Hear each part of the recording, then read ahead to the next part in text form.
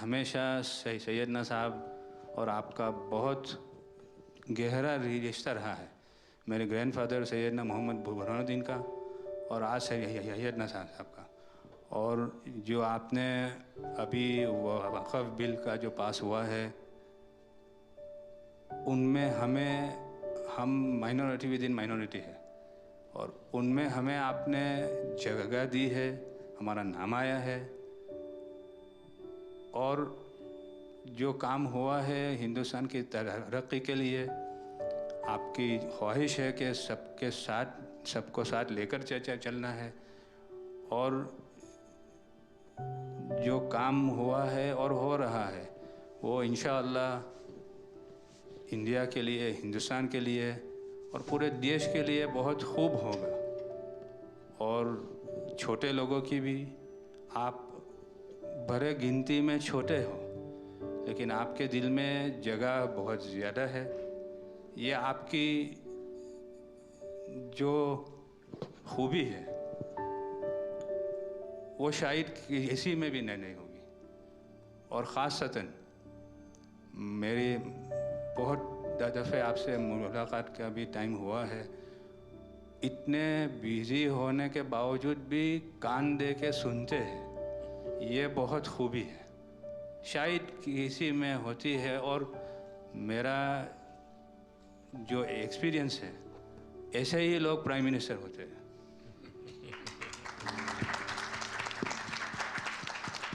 साहब, वक्फ amendment bill आप લઈને આવ્યા 75 વર્ષમાં પહેલી વાર આ કમ્યુનિટી, બીજા મુસ્લિમ કમ્યુનિટીને કોઈએ સાંભળ્યું છે, કોઈએ એકનોલેજ કર્યા છે। સાહેબ, मैं आपने एक वाक्य कहूँ, भिंडी बाजार में हमारो एक प्रोजेक्ट चाले है। हमारे प्रोजेक्ट में एक जगह है भिंडी बाजार के अंदर जो हमने 2015 में खरीदी। हम मालिक हैं, बहुत मेहनत से खरीदी। उस जगह को 2015 में लिया, 2019 में कोई नासिक का और अहमदाबाद का शख्स जाके बोलता ये जगह वक्फ है। वक्फ तो वहां पे तो लोग रहते हैं, टेनेंट्स है, दुकानें हैं। एक 700 स्क्वायर फीट जगह पे कोई नमाज पढ़ता होगा जो कम्युनिटी हॉल होता है। सब ये गवर्नमेंट ने एक्चुअली ये सारी चीजों पे वक्फ कर दिया है। वक्फ का मतलब अब रुक जाओ, ये नहीं चलेगा। बहुत ही महंगी जगह है और हमने बहुत मुश्किल से ली है। 2019 के अंदर कोई थर्ड पार्टी, इसका कोई लेना देना नहीं है, वो जाके ये जगह को वक्फ कर देता है। तो सर, कानून में बदलाव तो लाना होगा। जैसे हम देखते आ रहे हैं कि गरीब महिलाएं हो, कम्युनिटी विमेन हो, ये अगर पैसा आवक हो रही है और कानून में बदलाव आ रहा है, उसका फायदा कहीं ना कहीं पहुंचना चाहिए।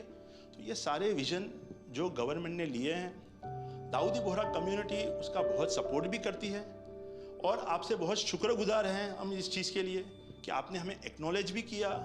हमने इसके अंदर एक्सक्लूजन मांगा है कि हमको इस वक्फ एक्ट के जुरिडिक्शन में नहीं रहना, and we want to be govern by a trust act और अ सेपरेट एक्ट।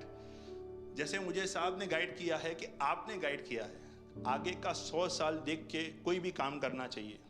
हम उसी राह के ऊपर इसकी कोशिश कर रहे हैं और मैं वापस से बहुत बहुत धन्यवाद करता हूं आपका कि आपने ये बिल और ऐसे बहुत से कठिन बिल जो आते रहते हैं, बहुत बहुत धन्यवाद। मैं एक और चीज़ शाह साहब के द्वारा ये कहता हूं कि सैयदना साहब की उम्र अल्लाह ताला तार रोज़े क़यामत दराज करे। उनकी मोहब्बत करनार माननीय प्रधानमंत्री जी को अल्लाह ताला सेहत में रखे, हिफाजत में रखे, लंबी आयुष दे और हमारे देश की सेवा आप करते रहिए। 1923 से हम ये गुहार गवर्नमेंट से लगा रहे हैं कि हमें एग्जेम्पशन चाहिए। जो 51st हिज होलीनेस थे, उसके बाद 52nd सैयदना साहब और आज 53rd दाइल मुतलक सैयदना साहब वही सेम बात कर रहे हैं कि हमें एग्जेम्पशन चाहिए।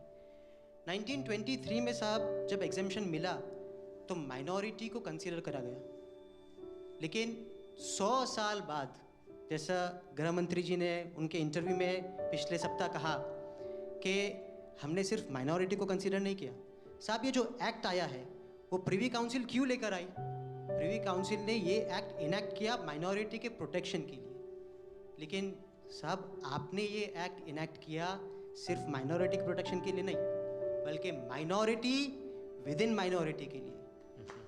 तो ये उस दिशा में साहब बहुत ही बड़ा स्टेप है. It is indeed a very strong step for the way forward. Thank you very much for it, sir.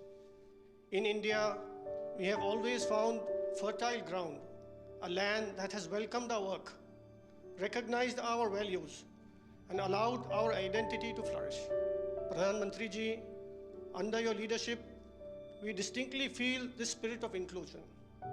The recent amendment to the Waqf legislation, in which the Dawoodi Bohra community was formally recognized for the first time in independent India's 75-year history, may have been a brief mention, but to us it was profound.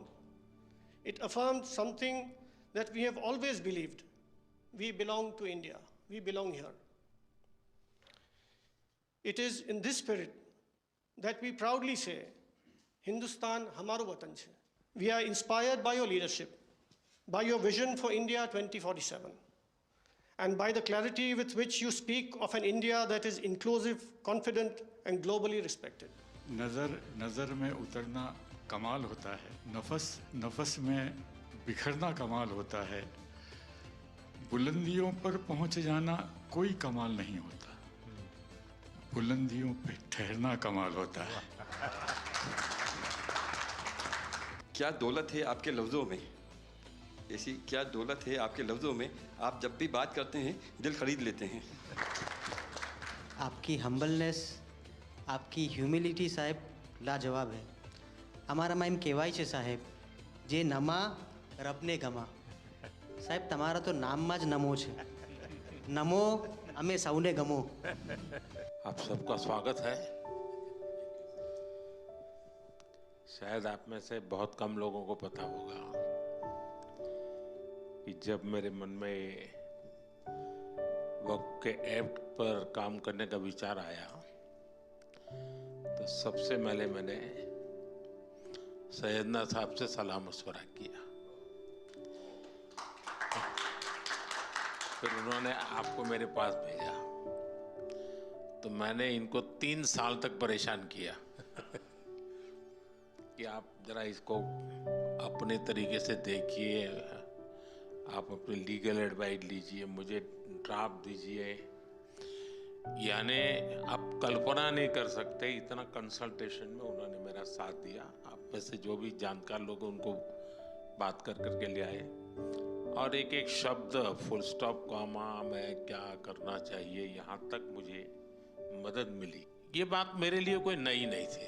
कैसे करना उसके लिए आपको शायद याद होगा जब आपके दादाजी सैयदना साहब, अब वो तो 1900 से, तो एक बार मेरे घर पे आए थे तो फिर उसी में से बात निकली पाटन की.